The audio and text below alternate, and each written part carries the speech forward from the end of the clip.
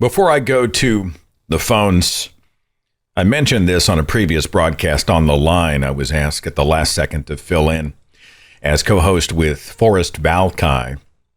And after what was like a 40-minute series of rants between him and me, we started taking calls, and the calls almost broke me. You know what I'm saying? Apologists calling in to speak about the most bizarre, disjointed, disconnected stuff. Most of them having a hard time even starting the point. Like, I need this series of vowels and consonants to come together to take me to the end of a sentence. You wouldn't think it would be that difficult, and yet apparently it is. At the end of that 3.5 hours, I almost went out and threw myself into the road. End it all, right? And then I come back here and, oh, oxygen, complete sentences. It's lovely.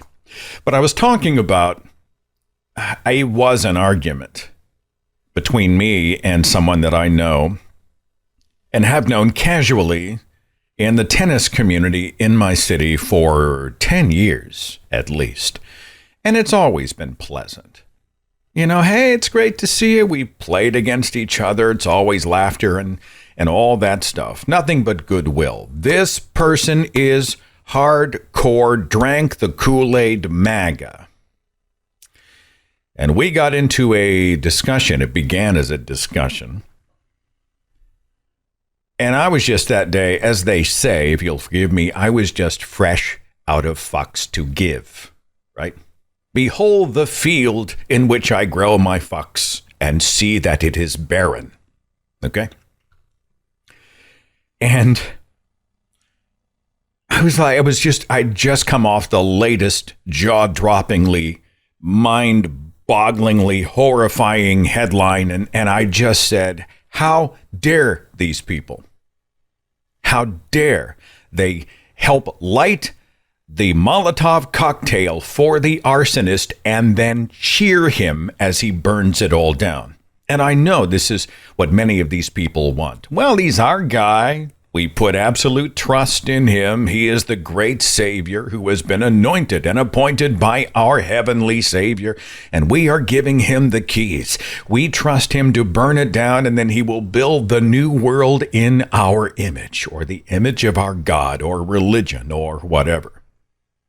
It's bizarre to watch these people bang their Bibles and invoke Jesus Christ while they are enabling cruelty to the extreme, grift and corruption, predation to the extreme. And I'm like, look, how can you say that you support someone who is the antithesis of the greatest teachings of Jesus Christ?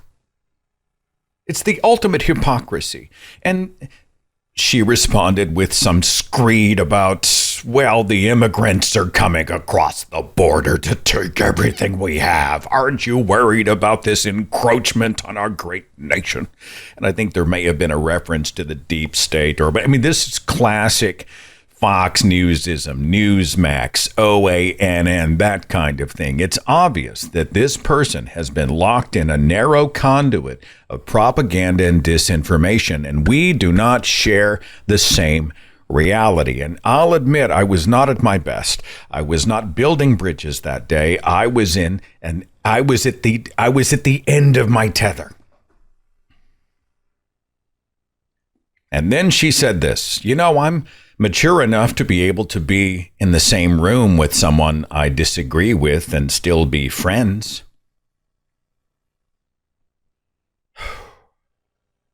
Have you noticed that sentiment usually comes down from someone who is in the position of privilege? Have you noticed the person who says, well, we should be able to disagree and be friends? That person is usually not in the crosshairs. So I respond, you have no idea what it's like to be profiled as a person of color. Ask in the street to show your ID because of your ethnicity. You have no idea what it's like to be called a predator or a pedophile, lurking around bathrooms because of your sexuality.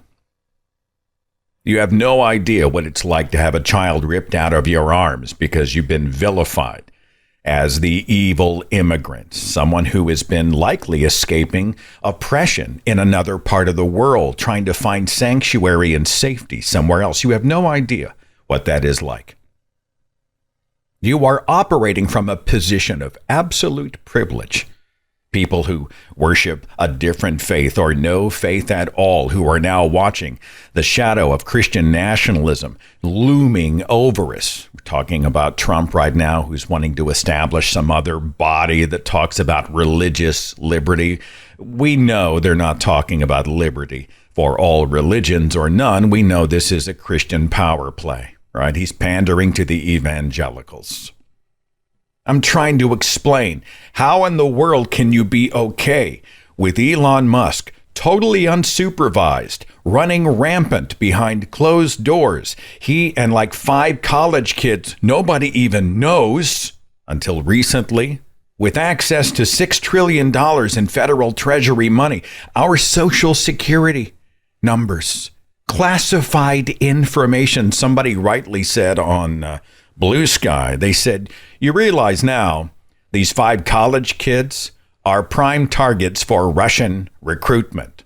And at first I kind of brushed that off as hyperbole. You know, it sounds like a conspiracy theory. That's far-fetched. And then I had breakfast and thought about it.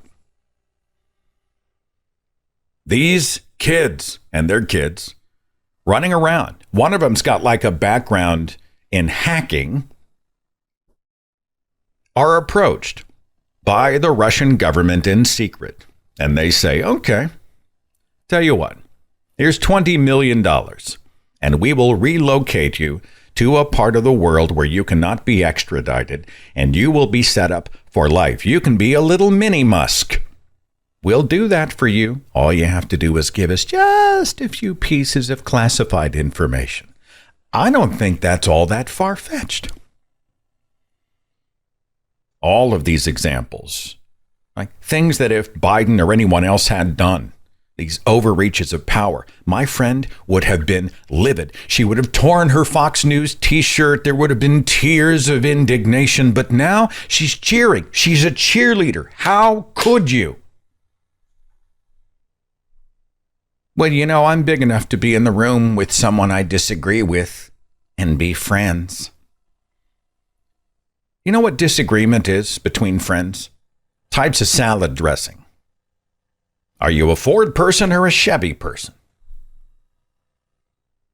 Chiefs or Eagles at the Super Bowl? How do we fix education in this country? I mean, even the more complex, important discussions. What should the nature of the structure of government be? We can talk about that. We can disagree on philosophy or even theology. Is there a God? What does that God look like?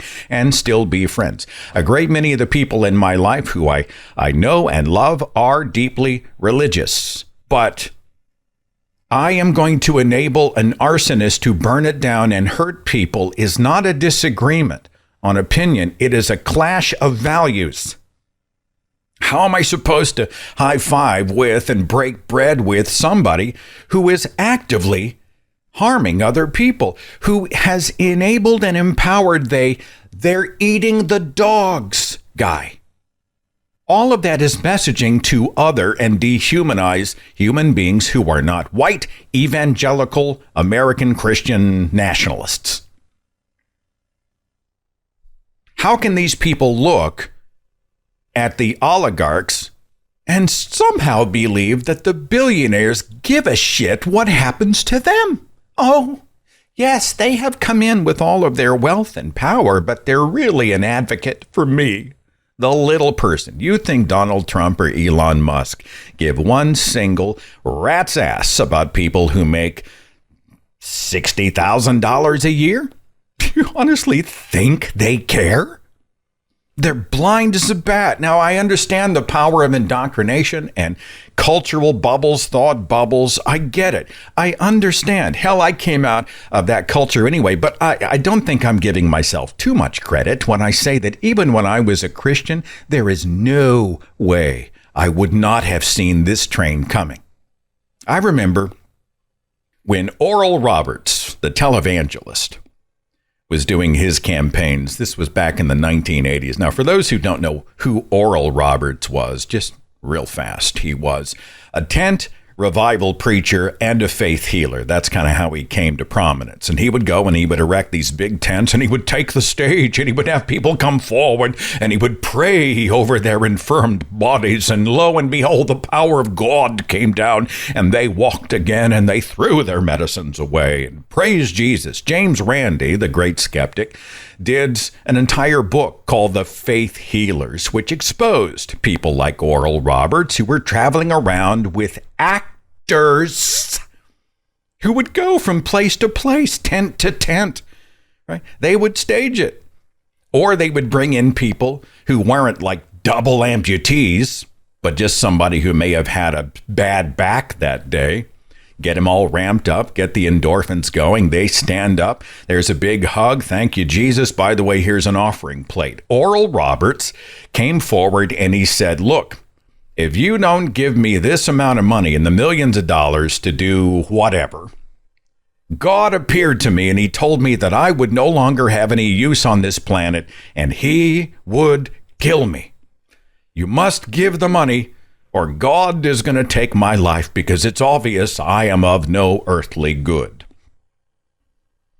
Now, even in the church, bullshit meters were going off. Danger, right? Grifter, con man, horse shit.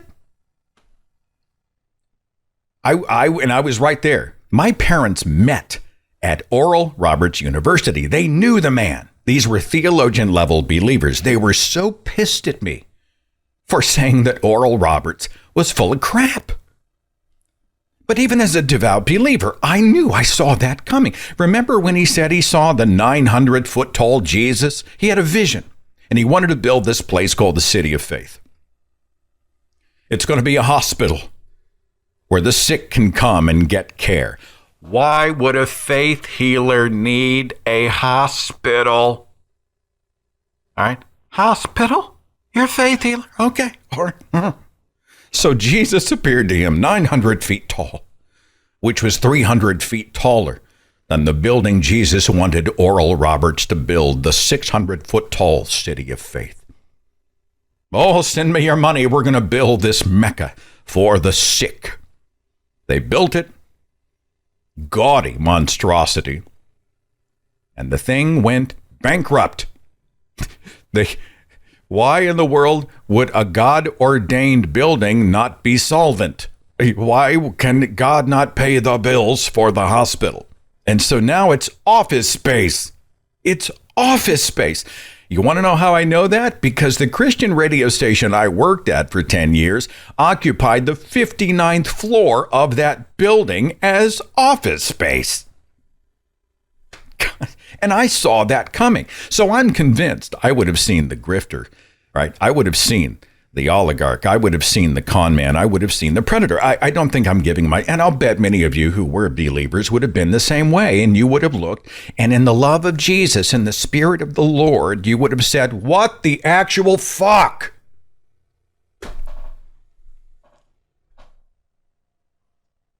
It was hot.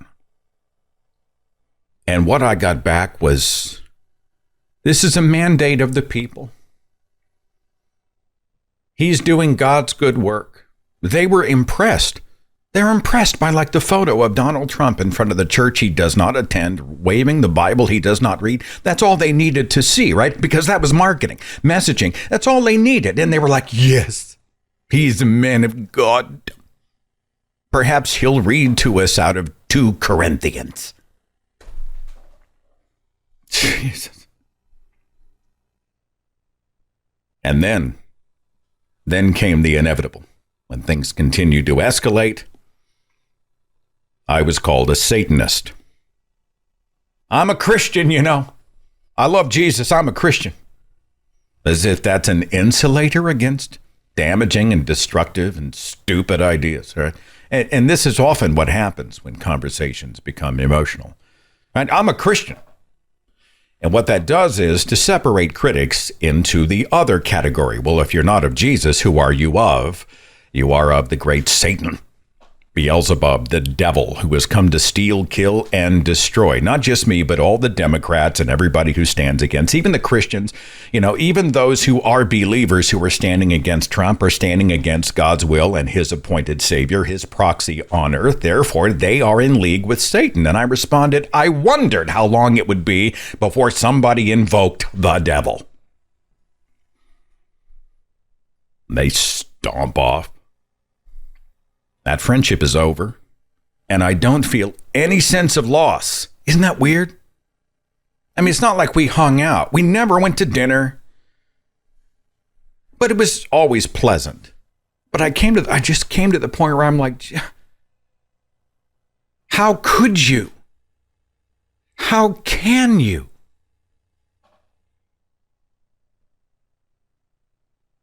I don't know. There are several people that Natalie and I used to connect with that we just can't pick up the phone. Dinner invitations come in. We say, no, I think, we'll catch you next time. We have physically disconnected. I just cannot be in the same physical space. And there were some who were like, well, Seth just wants to be in an echo chamber and he just wants to be in a thought bubble and he's just being petty. And maybe those things are true. I'm human. Or maybe I simply don't want to glad hand and yuck it up with somebody who has put a convicted felon, arsonist, predator, con in pretty much a totalitarian chair and sat back and cheered him as he sets fire to the entire goddamn thing. I can't be in this. I cannot. I hit a wall. I just can't. I don't know how do we even stop it? I haven't seen many organization or organized efforts. There've been a few protests, but and we get overwhelmed. All right, I've contacted my Congress people, but beyond that, what do we do? What can we do? I know there are tens of millions of people who are jaw-dropping. They are alarmed to the nth degree. And all we need is, where do we go? How do we keep the people out of the treasury? What do we do now that our private personal information, social security, and all of these other things, all of the money and the passwords and the classified documents have been sort of perused by Elon and his minions? Now what do we do? The whole thing's compromised. What can we do? I don't know, and I get overwhelmed by it. And then I want to go and walk into the forest and make canoes, I want to play cat videos on TikTok. And I want to just sit in the corner, rock back and forth, and pet my dog. You ever feel that way? And I think that's what they want. They want to overwhelm us so that we blink ourselves out of the equation, which gives them even more latitude to do whatever. I'm sorry. I am so sorry for going off. I'm so sorry. I can't sleep at night. I've been waking up at 3 a.m. I can go to sleep pretty quickly.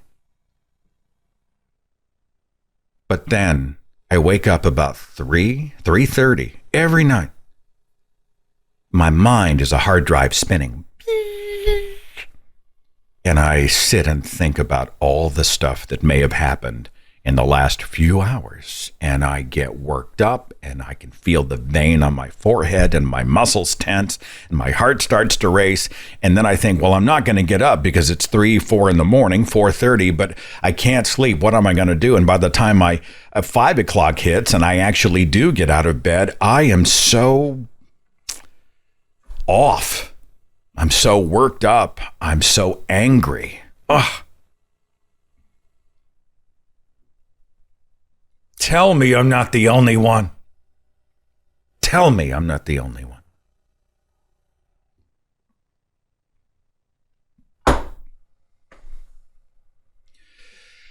Well, I suppose I've monopolized the first part of the show long enough. And for your patience, I thank you. I think friendships are ending all over the country, maybe around the world. I think it's critical mass. We can disagree about philosophy and theology, We can't disagree about this. It's something else. This is something else.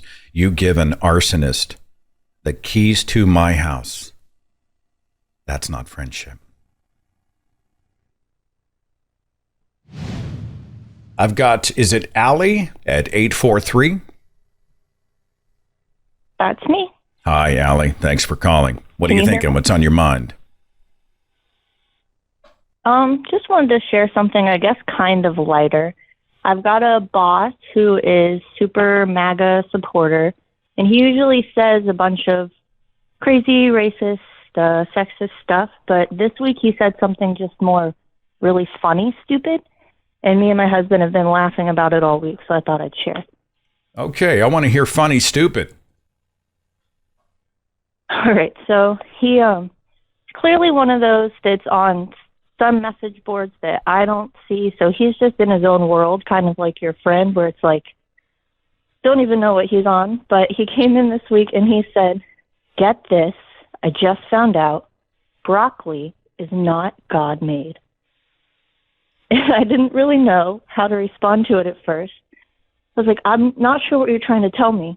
And he goes off on this big spiel about GMO and how broccoli is just modified, manipulated, man-made cauliflower and all this stuff.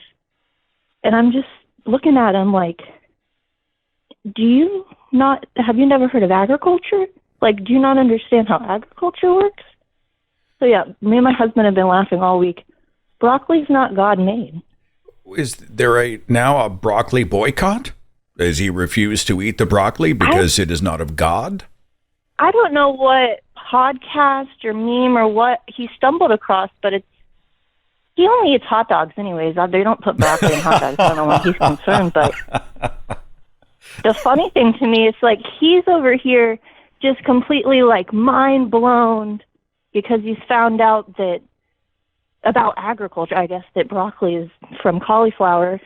I wonder how much his mind would be blown if he knew that God was man-made. Whoa. We're just in different worlds. It's hard to have a conversation. Allie, do you remember that old Ray Comfort video that he did with Kirk Cameron? And I may have to pull the audio up, but he was talking about how God made the banana perfectly for human beings. It was created just for us. Look, it fits perfectly in your hand. It was very phallic, of course, when he was holding it up. Behold the atheist's nightmare. Now, if you study a well-made banana, you'll find on the far side there are 3 ridges. On the close side, 2 ridges. If you get your hand ready to grip a banana, you'll find on the far side there are 3 grooves, on the close side 2 grooves. The banana and the hand are perfectly made one for the other. You'll find the maker of the banana, Almighty God, has made it with a non-slip surface.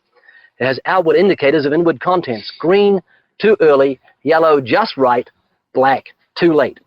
Now, if you go to the top of the banana, you'll find, as with the soda can makers, they placed a tab at the top. So God has placed a tab at the top. When you pull the tab, the contents don't squirt in your face. You'll find the wrapper, which is biodegradable, has perforations. Notice how gracefully it sits over the human hand. Notice it has a point at the top for ease of entry. It's just the right shape for the human mouth. It's chewy, easy to digest, and it's even curved toward the face to make the whole process so much easier. And somebody had to tell Ray Comfort, hey, dude, this is not a banana as found in nature. This has been genetically manipulated by human beings to provide the banana that we have today. And he had to go back and red-faced. He had to go back and reverse himself. It's kind of that kind of deal, isn't it? Yeah, I think that they're picturing the cartoon picture of like the Garden of Eden, and there's broccoli and there's bananas in the garden, and it all makes sense in their head, I think, is where they're at. It's hard to respond sometimes. I got to collect myself before I say something because he is my boss, and I love my job. Allie, I've never before thought about broccoli growing in the Garden of Eden. You know, it's always for me been like... It's God-made. The fruit, right? It was always the apple and the orange and the lemon trees and maybe a few azaleas, but I never thought about broccoli in the garden. So now I got that mental image. Well, it wasn't there. It wasn't there. Satan made it. So that's why you never knew. All right, Beelzebub's broccoli is out to get you, and it's coming for your children, probably across the border. It's deep state broccoli, Allie. Thanks for the warning, and Most thanks likely. for the call. Thank you. See you later. Oh, they're afraid of broccoli. What can you do with these people? I mentioned this in a speech that I'm giving. I just finished writing it. I think it's going to be a good one. I'm giving it at the Florida Free Thought Conference, which is coming up in Orlando the weekend of March 14th, 15th, and 16th. freeflowflo.org. Get tickets. I hope to see you there. Forrest Valkai and a bunch of other speakers. Kate Cohen's going to be there. But I'm talking, there's a slide that shows a receipt, and the total is $6.66. Now, I shit you not. There are people who, when they go to a store and they buy something, candy bar and a pop or whatever, and the total comes to $6.66, they will not make the purchase. They will say, hang on, to the cashier, and they will go get a pack of gum or some Tic Tacs or a bag of chips, some other product to get the number to not be 666. They're terrified of store receipts. There is a woman in California. There was a series of sixes at the end of her credit card number. She called and complained because the credit card company had given her the devil card, and she did not want to make purchases, likely because she bought into an end time scenario, right? This has got to be the mark of the beast. There's 3 sixes at the end of my credit card number. You got to be shitting me. It's a terrified demographic. 773, I don't see a name. Hi, who's this? Oh, I'm sorry. It's Tawny again. Can you hear me better? Connie! Oh, I'm so glad it's you. Now you are as clear as can be. Thanks for your patience. Let's talk. What's on your mind? Yes. Okay. I was just letting you know that I'm also angry, and I also wake up with worry and stuff like that. And I'm not really sure how to deal with the anger. And I was just mentioning that I'm part of at least 4 marginalized groups. I'm a woman, I'm Black, I'm bisexual, and I'm an atheist. Yeah. So it's a lot to deal with. And when Trump was elected, I befriended anyone who voted for him. And that was on my friends list, which, I did have Trump supporting friends. Because I'm a kind person, and I was trying to convince them and help them understand. And I've just been I felt devastated that night.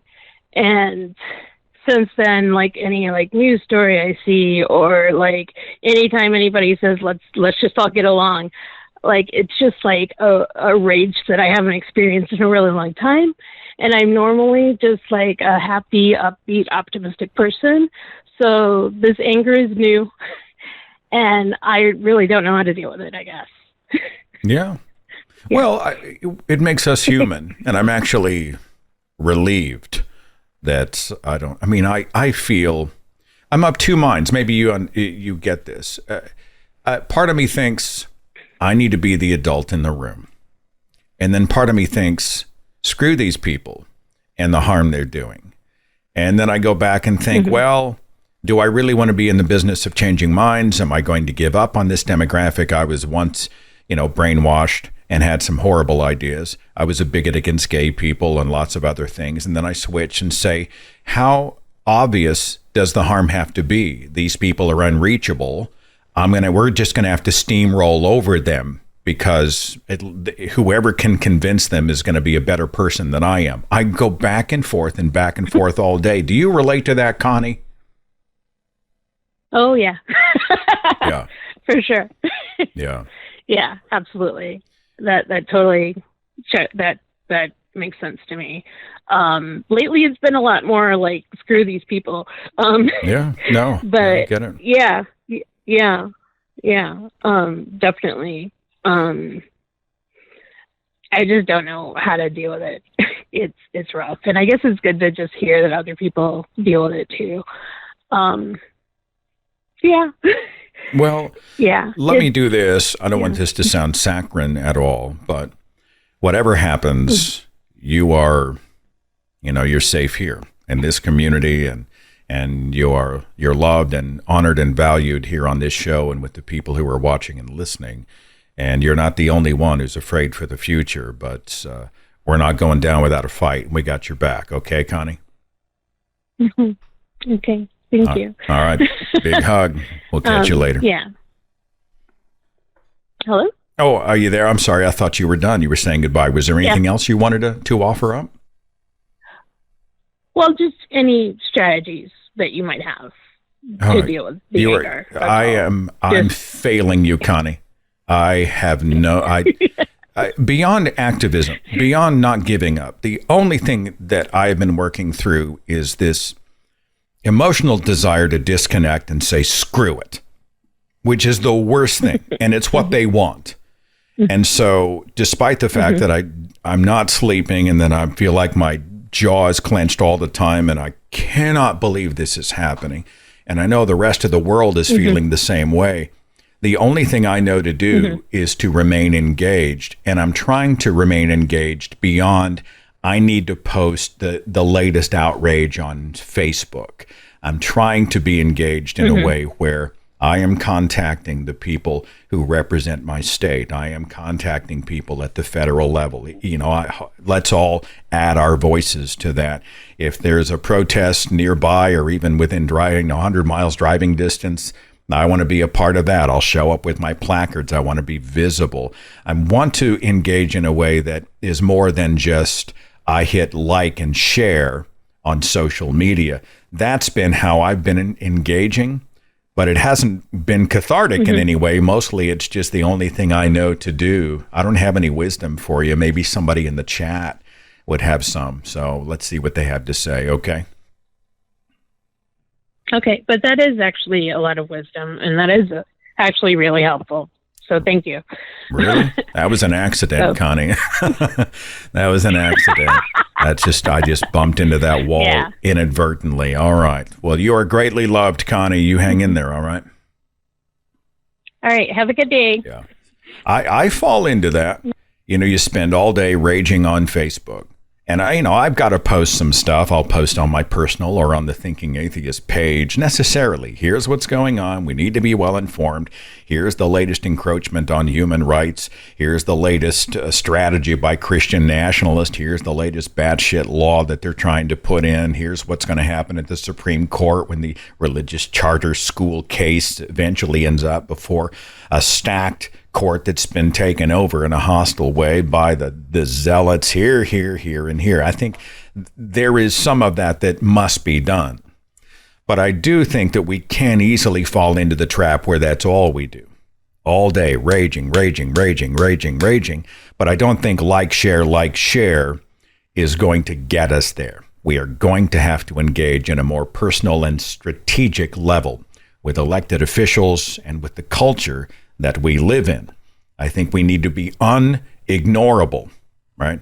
And what does that look like? I'm still working that out in my own mind. I don't know necessarily what that looks like, but I want to be a thorn in these people's side. I want to make it inconvenient and unpleasant to hurt other people. Don't you? I want them to feel real grief and pain whenever they cause pain on other people. I want an action-reaction series of consequences. Do I know what those consequences are? I don't know. I need someone to help organize it so I can be a part of it, because I'm not big or strong enough or smart enough to do it. I'm frustrated with the Democratic Party. There are many people who've been speaking out, and beyond, by the way, some Republicans. There are many who've been speaking out, but where's the organized effort? Where is the immediate response en masse to the shock and awe campaign that has been wielded against us? More has to happen, and more quickly. What does that look like? I'm overwhelmed. I'm not going to go off on a tangent again. Sorry about that. Let's see. Alan at 240. Thanks for your patience. Are you there?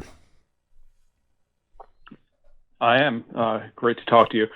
If you'll excuse me, I'm not going to talk about current event or politics. So if we can get off of those miserable topics for a second. And I just had an observation for you and wanted to get your thoughts on it. I was listening to your show a little while back. You did a show dedicated to Carl Sagan. Mm-hmm. I think it was on the anniversary of his death.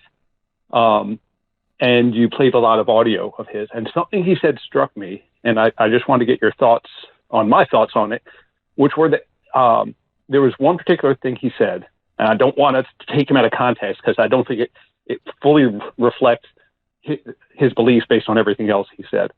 But there was somewhere where he made a statement along the lines of what you often used to hear of science explains the how, but religion explains the why. And that is not a quote of what he said, but it was along those lines. It was kind of just seeding the source of morality. To say, well, science isn't primarily concerned with that. And there's plenty of other quotes of his where he said otherwise. So I think that was situational in whatever conversation he was having at that moment. But the thing it made me realize is, in a combination of things I've heard from you and a lot of things from Forrest Valkai, is what I don't hear as often as I think maybe I should, is science taking credit for starting to understand the source of morality. And so I think when you hear debates and counter-apologetics and things like that from a few decades ago, that was kind of where atheism seemed to be, to say, you need to look to science to explain how things work.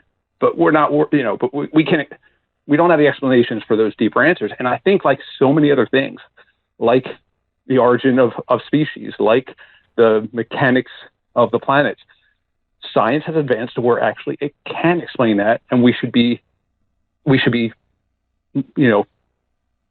letting people know that. We should be saying, no, we have a better explanation for morality than religion does. Through evolutionary biology, that we're a social species, that we can observe moral behavior in other species, things that, jealousy and sharing and all those other, and empathy, and right. But I just don't hear that come up as often as I wish I did, because I think it's a point in the column for science and atheism that we should be taking credit for. I just wanted to get your thoughts. I think I may have had the same thought when I was putting it together. It's a little bit of Stephen Jay Gould and Carl Sagan, who I continue to just marvel at all these years after his death. But I think when he was communicating that kind of thing, he may have been strategic about it. This is my inference. I don't know, but I'm not clairvoyant, But I think he was trying to say that people have long used religion because they are meaning seekers. But I don't think Carl Sagan believed that religion filled a hole that science had left.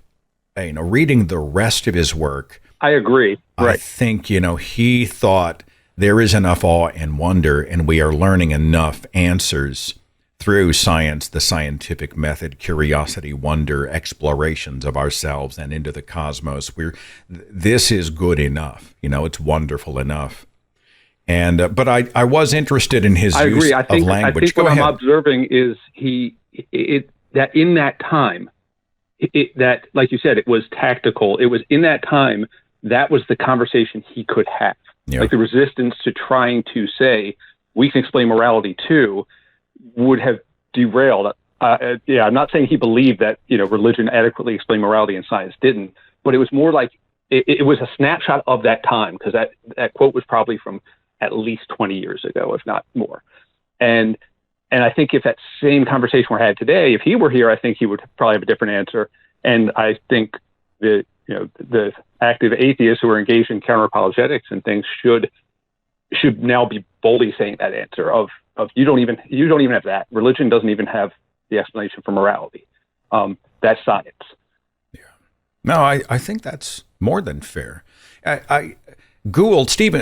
Gould he took it a lot further, where he said that religion and science didn't overlap. They were two lanes that didn't intersect. And he spoke about it like, we may have needed both, and they didn't really affect each other. And I totally disagree. And I'm an admirer. I'm an admirer of Stephen Jay Gould's work, right? One of the premier scientists of his time. But this idea that I would need religion, we understand why religions developed. We understand we were filling blanks, we're meaning makers, we were alleviating fears. We understand we're self-medicating with religious mythologies and fairy tales and stories of a happy ending. We get that. But do I think we need religion in this enlightenment to solve our problems and to provide meaning? No, I think now we are the meaning makers. And I think Sagan, you and I agree that Sagan was there, but he was measuring his language in front of a mixed crowd so that he could perhaps better communicate science without putting people off. I don't know. That seems fair, Alan, for sure. Yeah. Okay. Great. And so, I guess in the context of the show so far, I guess we could look at this as, something that's moving in the right direction. The conversation today, science has better explanations for more things clearly than even, a couple decades ago. And that's where I mentioned Forrest, kind of putting that together, where he says, a biology textbook from a decade or two ago is already, it's not wrong, but it's so incomplete that it's out of date. Yeah. I think it's an example we should use of the idea that science is just going to keep taking pieces of the God of the gaps away. And it's as you go through history, each of these things, and it does seem to me from the little I know that really this idea of moral behavior being explained really in the scientific evolutionary sense is a pretty recent thing. Like to have that it's really being thoroughly understood, and it won't be the last thing, and we should keep reminding people of that. Like the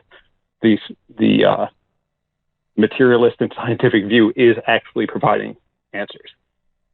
That's good stuff, man. Thanks for a great call. You're much appreciated. Yeah.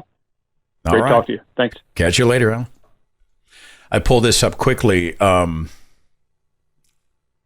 Forgive me just a second. Carl Sagan on the meaning of life.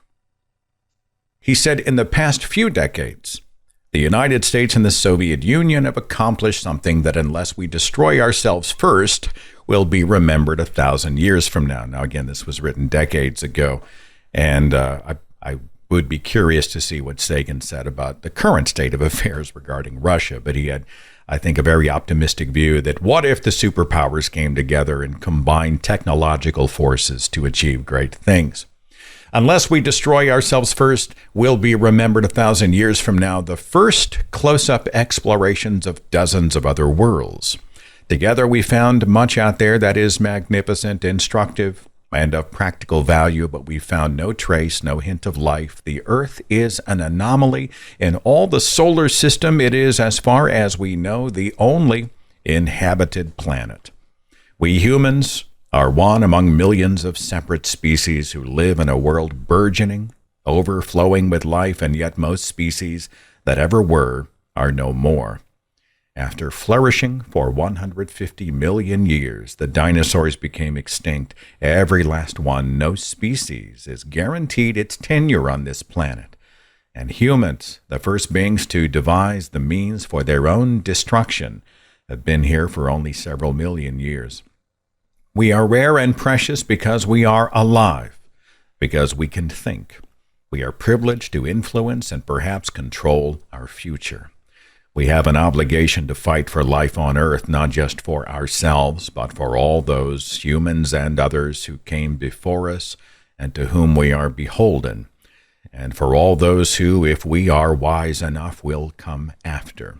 There is no cause more urgent than to survive, to eliminate on a global basis the growing threats of nuclear war, environmental catastrophe, economic collapse, and mass starvation.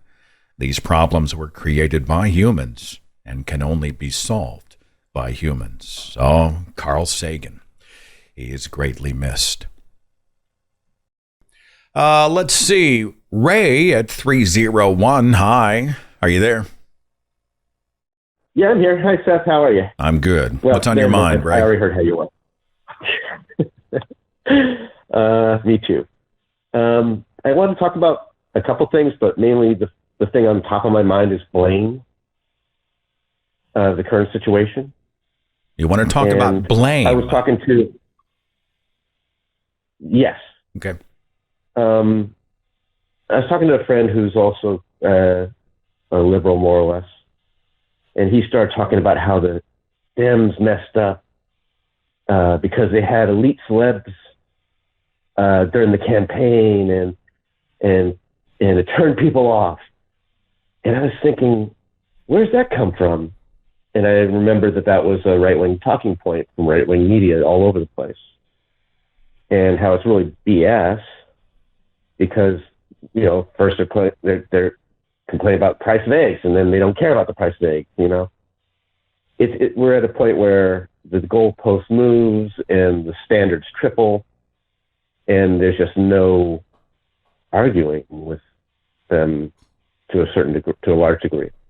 So my point is, I get very frustrated when I hear right-wing talking points being used by the people who are shocked by all this to try and assign blame. It's like it's a sign that we've been overwhelmed by right-wing messaging now.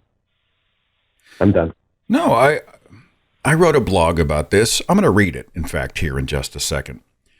You and I have seen a lot of second and third guessing after, Trump won. And he won not just the electoral vote, but the popular vote. And the tendency in many cases was to blame ourselves or to point fingers in our own camp. And there were problems, right? I mean, of course there were going to be problems, things that should have been done differently. But the truth is the oligarchs went in and through Fox News and the Washington Post and right-wing talk radio and in the church circuit and all these other places, people were mass targeted with disinformation campaigns. They were sold fear and conspiracy. And this was a long-term, decades-long targeted effort to essentially stage a coup, and I'm going to call it a coup, to present a hostile takeover by a minority class of the United States government. So, have we always done a good job did we do a good job of recognizing that it was a threat? Not as much. But the campaign itself, I don't think we lost. And the right-wing talking point that I heard was, well, she wants to talk only about trans people in bathrooms and that kind of thing. And if you listen to any of her speeches, she wasn't talking as much about that. She was talking about stuff that affected everyday Americans, right? Right. Yeah. But nobody, even when they heard it, they didn't hear it. Yeah. So my thought is, whenever somebody starts bringing up right-wing talking points to say that I'm just trying to analyze what we did, I think we should remind them who's really to blame. Mitch McConnell was the one guy who could have got the Republicans to convict Trump during the second impeachment. Instead, he dragged it out and he let him go. And that's, by Constitution, could have stopped him from running again if they convicted him and said, hey, you can't hold office again. That's where the blame goes. That's what would have stopped where our current reality from happening. Maybe somebody else would have filled his shoes. I doubt it. But whenever I hear somebody say these stupid right-wing talking points, I remind them, no, the people who are causing it are to blame. The Republicans are to blame. That's where you've got to push back. I like it. Thanks for the call, Ray. I'm going to segue over to this blog and increase the amount of hate mail that I'm getting after this broadcast. And I'm not going to give him your phone number, though. I'll take the heat on this one. Okay, Ray? I'll take it. I'm the target. So, thanks, Seth. All right. Be good. We'll see you later. I wrote something that said we didn't lose the election because, quote, Dems failed. On January 25th, 2025, my friend Gail Jordan wrote a Facebook post that struck a nerve. She said this: "If I hear one more podcast or read one more Substack about the work Dems have to do on our messaging, I'm going to scream. This thing that happened in this election is not on us. There was nothing broken about our messaging or our messenger. Say they were imperfect all you like. He was pro-union, pro-LGBTQ+, pro-choice, pro-middle class, pro-Ukraine. It was as strong and central a Democratic Party message as we have had, and she delivered it flawlessly. Half of this country fails in one or more of these three buckets: mis or uninformed, resentful, wealthy, or power-hungry. There is no message or candidate who can speak to voters who have chosen to forego reality and who want the narrative to be XYZ, and therefore it is XYZ. They're justifying Nazi salutes and defending violent felons. What the hell messaging can break through that? This will end only when they themselves feel the pain of being played, and the rest of us get to suffer along until that happens." And I jumped in that she is absolutely correct. Those expecting a perfect campaign apparently think humans can be gods, but the lie that Kamala Harris, a terrific candidate, lost because of fringe, lib, wokeist un-Americanism or whatever, that message was carefully manicured and massively funded by the opposition. Billionaires behind outlets like Fox News and X culled and weaponized entire media cultures.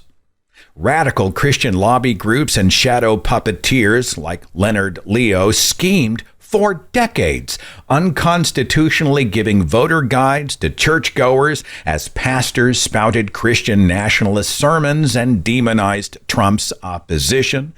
Dear leader allegiance was labeled patriotic duty, especially for the often heavily armed target demographic, people easily activated by tribal symbols and xenophobic rhetoric. Religious tendencies toward authoritarianism and holy war narratives further rallied the flock. All it took was a performative prayer and the Bible in my hand photo op to seal the deal. An epidemic of American ignorance herded the many to blindly follow the few. How can one expect an informed vote by those who don't understand how the rest of the world works? From vaccines to evolution to climate science to tariffs.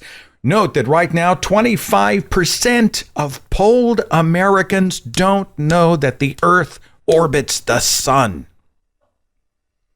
And finally, Harris was very much a champion for inclusion, equality, fairness, and a melting pot nation with a place for all. But her campaign messaging led with reproductive rights, tax breaks for young families, job creation, and other mainstream issues that would actually benefit those who were not born with silver spoons. Fox News, Newsmax, Elon Musk, etc., told their myopic masses that the radical left Democratic Party loved border rapists, wanted to murder babies, would have your kids' gender changed in homeroom, knew only selfish hedonism, used DEI programs to persecute white people, sought laws to make religion illegal, planned to strip every citizen of every firearm, and hated America. Elon Musk himself posted, "Atheism left an empty space. Secular religion took its place, but left the people in despair. Childless hedonism sans care. Maybe religion's not so bad to keep you from being sad." Our self-flagellation over the election loss takes focus away from the power of the oligarchs, the Christian nationalism machine, history revisionists and their platformers, and the overall sad state of indoctrinated, dismissive, lazy, and/or bigoted and cruel Americans. Introspection is always wise, but Kamala lost because Trump cult was an easy mark for empty promises and scary monologues about the traitorous and dangerous others. In my heart, and I am in conflict about this because people have children with no say, but I will admit to wanting Trump cult to feel consequences for what it has done. Already MAGAs are starting to realize their healthcare policies are on the bubble. Critical immigrant workers might disappear from their companies. Grocery prices might spike. Tech bros care more about power and expensive toys than struggling citizens. Chest-beating military conflicts might put American sons and daughters on the front lines. Important public services might be less available in emergencies, and the smoke in their nostrils might be coming from their own burning houses. If the rabid gorilla they unleashed turns on them, my sympathy centers are pretty much numb. I only hope these people haven't taken the rest of us down with them. Anyway, that was my 2 cents.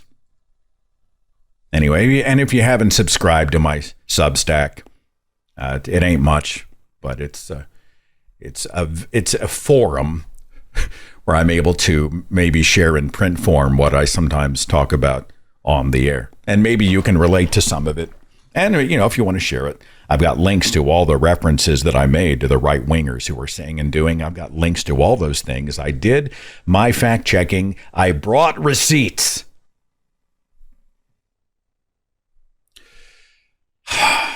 Alan in Virginia, 757. Hi. Are you there? Yes. Hi. How you doing? I'm well. What's on your mind, Alan? Well, I mean, it's kind of strange how this election has changed how we feel, like just recently with our stepson, getting ready to graduate. Kind of confused like most, soon to be graduated 18-year-olds can be, and, what to do now, because I ain't gonna lie, we considered, hey, what about the military? But no, we don't want him nowhere near it now, with these people in charge. It's just, what do? You're relieved he's dismantling the Department of Education. Your guy is graduating, but then where do you go now? What I've heard scary. A lot of is, we want to return the power to the states. And I think one of the refutations to that is 2 + 2 = 4 in California, but 2 + 2 then equals 5 in Kentucky. Right. I mean, this idea that there are not standardized curriculum and even science-based studies, things being taught to our children because each individual state, which might be managed by a theocrat zealot like my own governor or Greg Abbott in Texas or wherever, right? They're going to insert Moses and the Ten Commandments and religious mythology, Christian mythology into their textbooks and teach them as history, science, geography, all that type of stuff. I just think to myself, it's almost like the human rights conversations we have about reproduction, right? Well, why is it immoral? Is it illegal for a woman to have control over her body on this side of the borderline, but when she drives over here, now she can be put in prison? And I just don't want to live in that world. I think human rights are human rights. Education is education, no matter where the borderline is drawn. And I'm terrified of these sort of red state zealot theocrat politicians and their constituents who are going to say 2 + 2 = 5. And the rest of us are going to have to deal with these people moving forward as they help shape the world. I share your fears, Alan. I don't have a solution, though. So I don't know. Go ahead. Forgive me. Go ahead. I'm sorry. And see, where I'm from is deeply a red county. However, thank goodness that we have enough people up north in Virginia that give these people what they need, and even though they don't even see it, was what's irritating to me. I grew up in Colorado, and I know the education that I got in public school to what these kids got is so different. It's right where I'm at, the county I'm at is literally where the Nat Turner uprising was, and how many of these people don't know that? And I did in 5th grade in Colorado. It just blows my mind, and I hear them talking about they need these Confederate statues to know about the Confederacy. I'm like, you don't even know about your own history. That statue has nothing to do with your history. You know, it was what you were taught. And it's just like this ignorance to not want to learn boggles me. I think they want simple, and I think they want saviors. And they want saviors that look like them. Right? I think they want a world that looks like them, and you and I want a world that looks like all of us. I don't think it's all that complicated, but apparently for some people it is. I share your fears, man. I share your fears. So is your stepson graduated, or is that happening in May or June? Is that coming up? That's coming up, and excitement and fear. Do you remember back when you and I were seniors approaching the final months? I don't know about you, but I was so ready to bust out. Like, I am done. It's been 12 years. Give me the test. Give me the finals. Let me break free. Do you remember that feeling of liberation just over the horizon? Oh, absolutely. At that point, in fact, I was already signed up, ready to go, and I went to the military. I joined the Navy and, enjoyed. I wouldn't take back that, time I served, and I wish he had that same option, Yeah. Yeah. I don't know. Maybe some of the other nations on Earth, the developed countries, maybe Japan can help teach us stuff whenever we've dumbed everything down all the way down to the bottom. I don't know. We'll see what happens. I don't know. You and I can carpool to a place where they're teaching actual science and history. Maybe we can support him in that way, Alan. Well, congrats to your stepson, and thanks for the call. So, all right. Well, thank you very much, and enjoy your show, and keep going on and keep watching. I'll keep going if you will. Take care, Alan. See you later. All right. Thank you. Bye. Bye. There was an HBO documentary that came out years ago, and it was called Questioning Darwin. And they sat down with a pastor, I don't remember his name, and he admitted that if God told him 2 + 2 = 5, he would accept that wholesale and trust that God figured it out somewhere else. If somewhere within the Bible, I were to find a passage that said 2 + 2 = 5, I wouldn't question what I'm reading in the Bible. I would believe it, accept it as true, and then do my best to work it out and to understand it. Now, God's got a reasoning somewhere where it does make sense, and 2 + 2 = 5. Perfectly willing and happy to suspend reality as a matter of faith. What do you do with that? What happens when he starts teaching children in the Sunday schools of his church? Hey, kids, if God says 2 + 2 is 5, right? And then they go out as minnows. They grow up into the world unprepared for the world. They don't know that 2 + 2 is 5. Or is 4. Oh, God. I almost got indoctrinated myself. Someone purge all that from me. I literally went back and into the religious bubble. My fault. I must be liberated. Minnie at 514. You've been very kind to wait on me. Are you there? Hi there. Hi there, Seth. How are you? Good. I'm in Canada. I'm in Quebec. And I'm just keeping track of. I feel like I'm like part of what's going on in your country, and I just have a lot of compassion for what happened. Like I just that little talk. I just wanted to weigh in a little bit about Kamala Harris. I liked what Heather Cox Richardson said, that she ran a campaign that was so old-timey.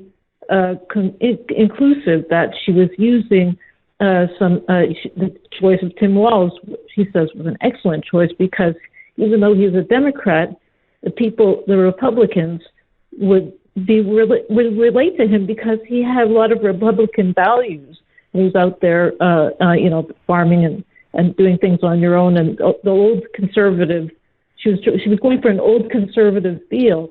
And she felt, Heather Cox Richardson felt that was genius, that she just was trying to bring everybody in, like forget about the two parties, just save whatever we can save. And I thought, wasn't that, I just thought it was original. First, I just wanted to weigh in on that, to blame the Democrats thing, because I also think that's BS.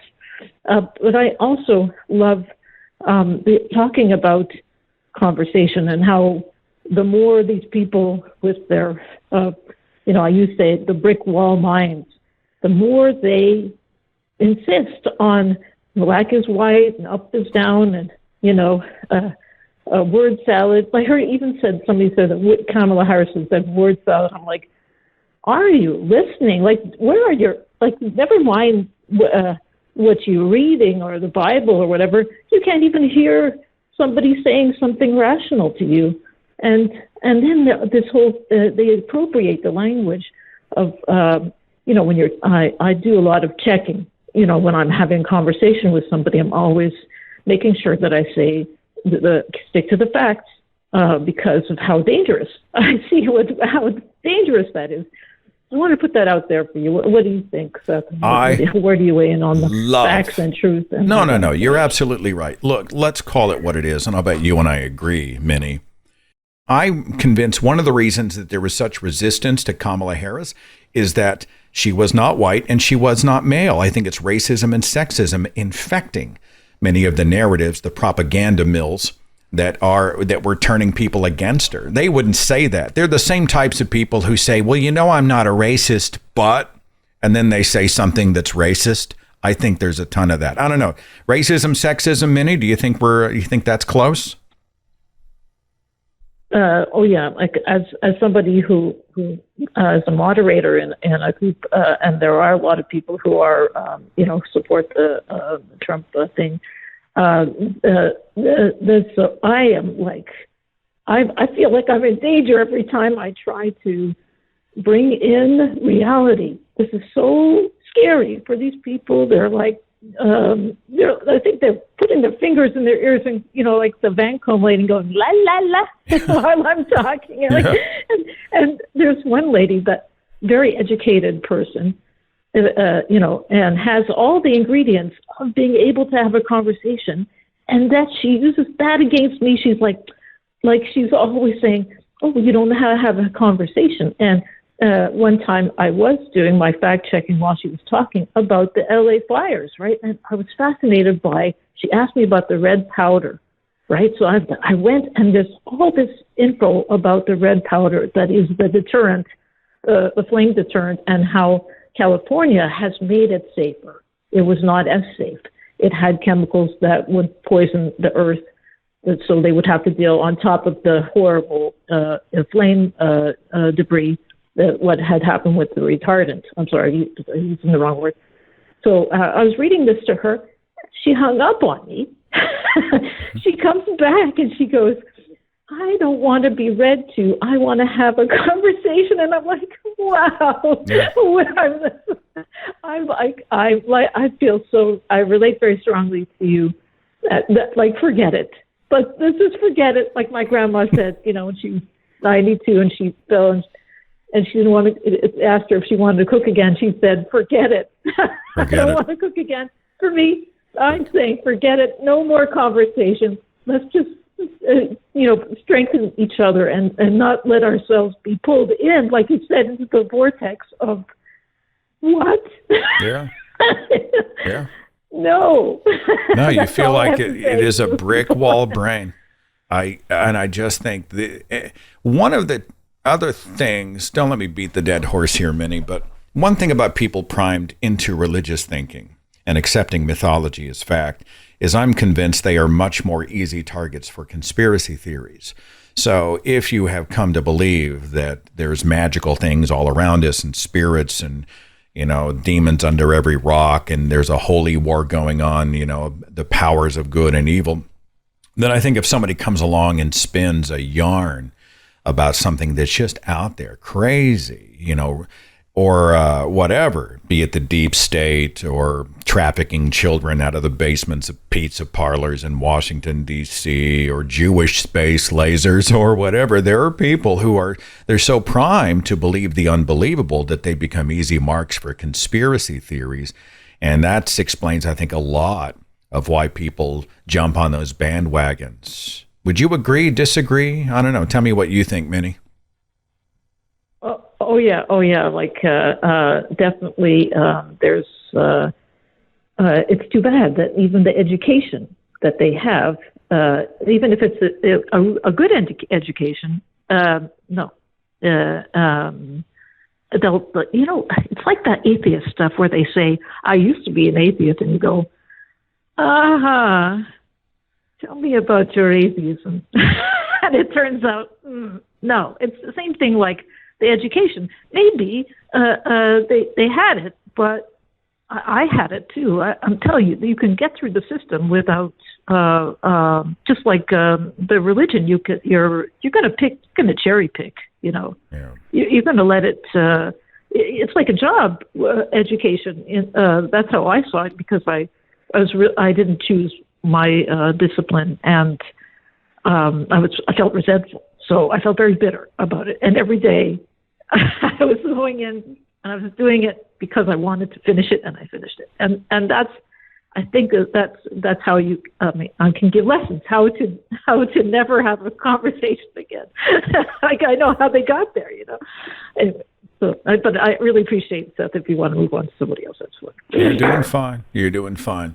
It's nice to sit at the bar and sip whatever beverage we're sipping and commiserate in misery and maybe hold on to a tiny sliver of hope for the future. So you and I think we can wallow, but let's not give up hope. I don't know. What are we going to do? Go home? Let's keep fighting. Okay, Minnie? No, yeah, I think we have to give hope on those people and let them go. And just our hope has to do with us and how we can build ourselves up despite this toxic. And it's possible. That's my hope. I think, because I'm because of all the various marginalizations that I've embraced lovingly. I don't have any nice people in my. Actually, Americans are the only people that give me that feeling that it's going to be okay. Even the people who are blocked off. I don't feel hope for them, but I feel like every little thing has to do with talking with you guys. I think you're wonderful people. So thank you so much for your talk today. I appreciate it. Thank you. All right. Maybe more of a rant, Minnie, but I so appreciate you. And thanks for calling. Be safe, okay? Okay, bye. All right. See you. Bye. I mean, the people who believe that we are descendants of a dirt man and rib woman in an enchanted garden with talking reptiles. Those people are easy marks for a lot of bullshit. I think fear has been weaponing. People are afraid. How do people who say that no weapon formed against me shall prosper, every hair on my head has been numbered, the great protector has my back, the devil has no dominion over me.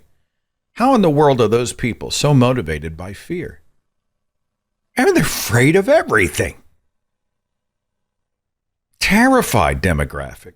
And of course, then the media goes in and stokes that, tweaks that, ramps it up, activates them. This is strategy. Anyone else feel like the United States is right now 1930s Germany? I don't think it's hyperbole. I know someone's going to say Godwin's law. I just don't think it's hyperbole. You take people, you make them afraid of the other, you call the other vermin, you say we are going to restore national greatness. All you must do is put your trust in me. You use a democratic system to achieve power, then you use that power to dismantle democracy, and you rule absolutely. and you destroy as much as you want and as many people as you want. I just feel like it's 1930s Germany. That's just me. Abby, in my hometown, looks like at 918. Abby, are you there? Yeah. Well, Can you hear me? Are you a fellow Okie? Yeah, I'm pretty close to the area. Okay, cool. Well, what's on your mind, Abby? What do you want to talk about? So, and forgive me for stumbling over my words here, but one thing I wanted to talk about is how it feels like for a lot of people, truth isn't important to them. And it's been like that for the last 8 years. It's just getting worse and worse. People just, like on Facebook, reposting stuff that's obviously not true, where it's like, you can Google it and be like, well, that's just silly. It's like you don't even need to Google it to know that it's silly. And, like one example, I don't know if people remember this from a couple months ago, but that trend that people started and like saying that like kids in public schools were using kitty litter as restrooms. I don't know if anybody remembers. I do. That particular. No, they were saying that kids are dressing up as cats and going in, and instead of using the toilets, they're using cat litter. It's crazy. Yeah.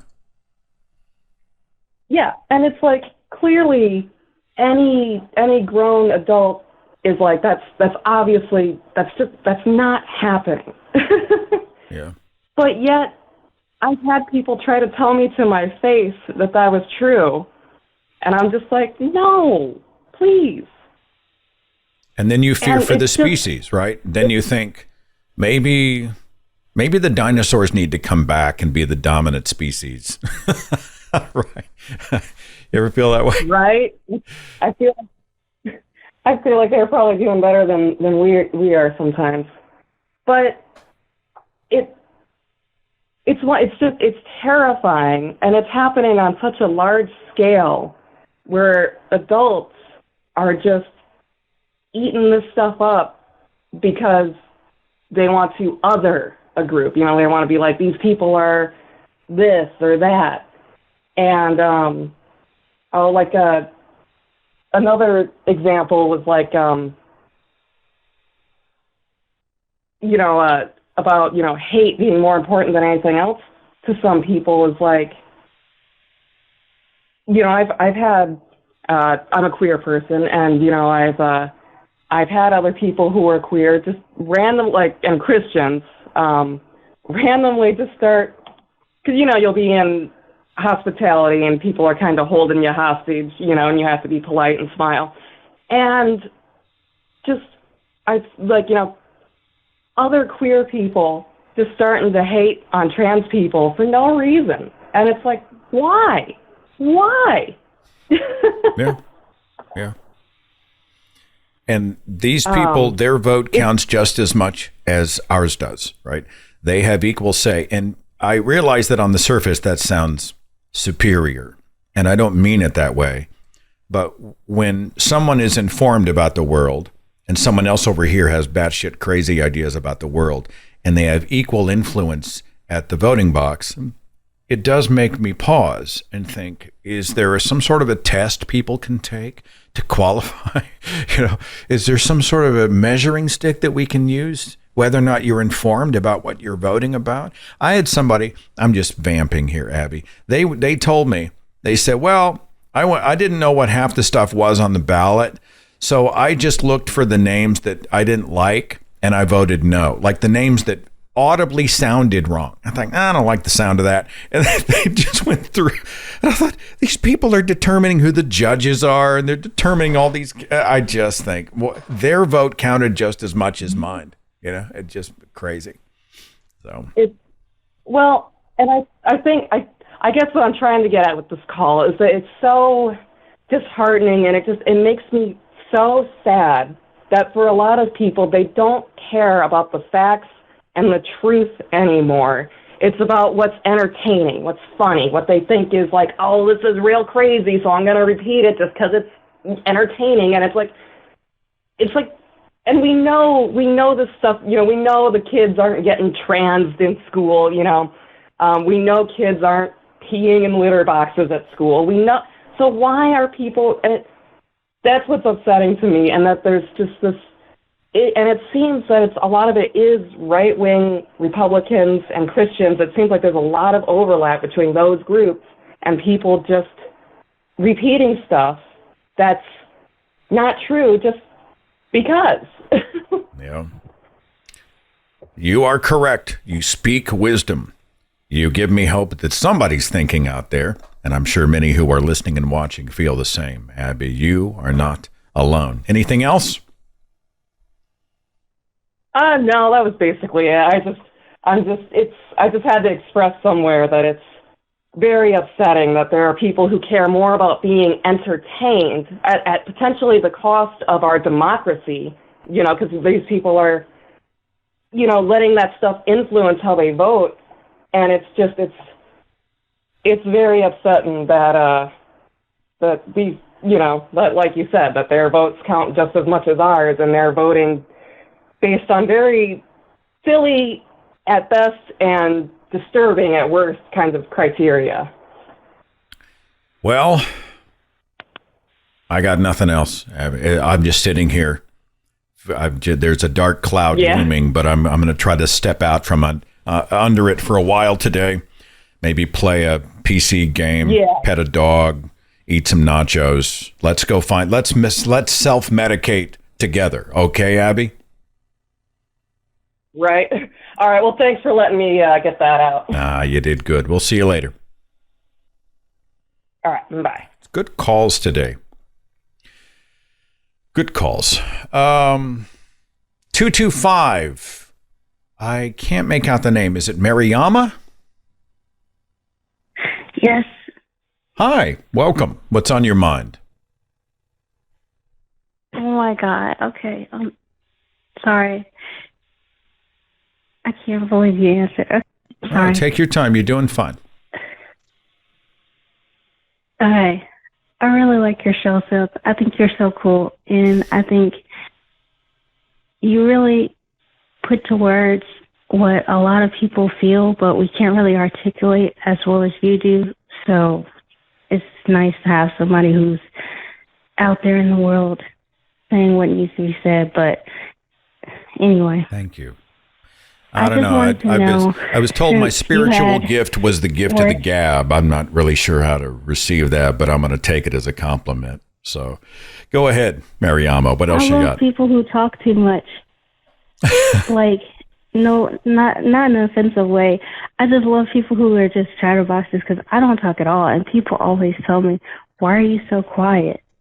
But anyway. Hang on, Mariama. When someone tells you you're too quiet, I want you to look them in the eye and say, you know what? Deep waters run silently. It'll blow their mind, right? Shallow waters, they're the loud ones. Deep waters are the silent waters. So, yeah. I own it, Mariama. Go ahead. I'm not going to remember that, but okay. Thank you. Mm-hmm. Oh, yeah. You worked in Christian radio, right? I did. Okay. Did you ever hear any songs that were like bizarre or odd? Because when I was younger, I don't know why it happened like 3 times, but I would hear a song and it would have some weird lyrics, and I would tell the people around me, and they would think I was lying about it. Like, for instance, there's a song called Shine by Newsboys. And one of the lines in the whole song was about, like, let your light shine before men. And it was talking about how people will do strange things because of the light of the Lord changing them and transforming them. And one of the lines said, it'll make a vegan barbecue hamster. And I remember, I was like, why would they say that? And I told the people around me, and they were like, it's Newsboys. They wouldn't say something like that. You must have heard it wrong. And I was like, no, that is the lyric. And then Newsboys put out a song called I think it was the breakfast song. The whole song was weird. It was like Captain Crunch is waving. Wait. When the milk has turned and the toast is burned, Captain Crunch is waving farewell. When the big one finds you, let the song remind you that they don't serve breakfast in hell. And I was like, what does this have to do with the Bible or God? What? It was just so weird. And I wondered, did anything stand out to you when you were like on playing songs on the radio? Like, what is this? Oh, we had so many cornball lyrics. And some we knew were corny, and some we thought, wow, that's really cute and clever. There was an artist named Carmen, and he used to do all these spoken word songs, and one of them was about Jesus and the devil in a boxing ring. And there was like a bell and Rocky music and dun-dun-dun-dun-dun, you know, and they were punching each other. And Jesus, of course, knocks the devil out and the devil falls down to the canvas. And when I was a kid, we're like, yeah, man, Jesus beats the devil. There was a Rich Mullins song which said, faith without works is like a screen door on a submarine. We're like, oh, yes, that is so deep, so deep. I couldn't tell you today what that's supposed to mean. You know, faith without works is like a screen door on a submarine. We had a whole bunch of that kind of stuff that blew our mind. There was a guy named Tony O'Kay. He wrote a song called I Handle Snakes. It was just a bizarre tune that we couldn't make sense of, but we played it anyway. So yes, I do know examples of what you're talking about. Oh, wow. And I heard of Carmen because when I was in like high school, they would play all these they were documentaries, but they were so old. Not old. They were from like the 80s, and they had musicians from the 80s and 90s, and it was meant to show us how rock and roll was the devil. And that documentary changed my life, but not in the way that they wanted, because ever since then, I found all these bands that I loved, and one of them was 9 Inch Nails.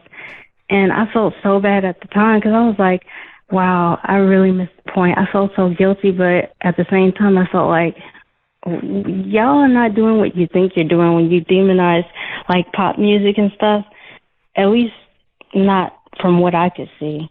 And Carmen, my mom, she grew up with Carmen, and she would tell me about how corny it was. And I was like, I didn't know that.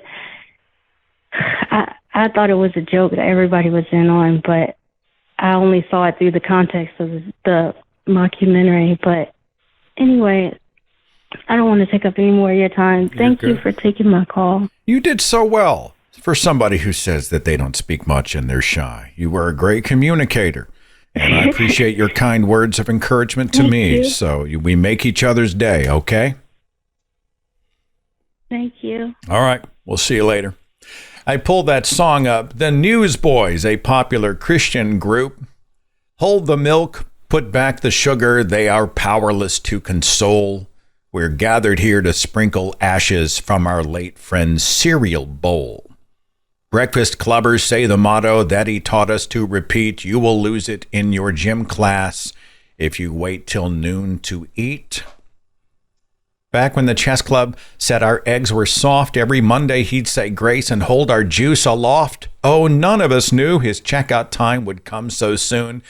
But before his brain stopped waving, he composed this tune. When the toast has burned and all the milk has turned and Captain Crunch is waving farewell, when the big one finds you, may this song remind you that they don't serve breakfast in hell. And say it together. What the fuck? That's all I got. I'm going to have to end there. I can't do any better than they don't serve breakfast in hell. You are seen. You are heard. You are understood. The chaos around us continues. But you and I are feeling many of the same things. We are thinking many of the same things, doing many of the same things. Let us join together to do more, to do as much as we can, try to stop the insanity and the cruelty and build the better world. Be safe. I'll see you next time.